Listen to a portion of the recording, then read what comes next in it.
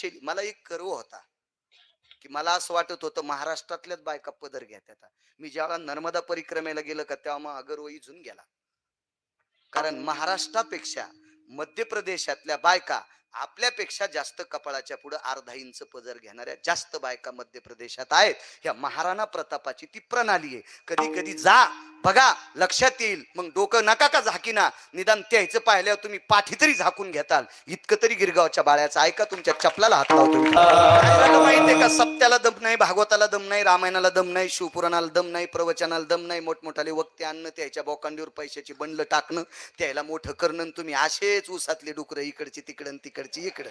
काही संबंधच नाही, काही कशाचा काही संबंध नाही, काय घ्यायचाच संबंध नाही ना. मला सांगा, एवढा मोठा सप्ताह आला तर त्याला पीक आलं पाहिजे. पीक श्रीमंत भाऊ एक जणाची तर 300 एकर जमीन, मला दूध घ्यायला बोललं. चला महाराज दूध घ्यायला. ते म्हणलं चला भाऊ, आपल्याला कधी नाही बोललं तर जाऊ.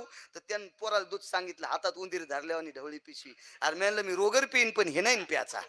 आणि तू इथं 300 एकर जमीन, मला वाटलं 4-2 गायी असत्या. ते म्हणले आपल्याकडे गायीच नाहीत, पीक मातीत गेले, पीक नाही. तसा एवढा मोठा खर्च तुम्ही करताना याच्यात जर तुम्हाला गुण येत नसेल तर तुम्ही आम्हीच तुम्हाला लुटलंय. तुमचं तसं तेल गेलं, तूप गेलं ना हाती दुपाटणं आलं, काहीच नाही. ते असं केल्यावर तेल सांडलं, निघून गेल्यावर तुप गेलं, मधातच नुसतं कोटकं घेऊन फिरायला.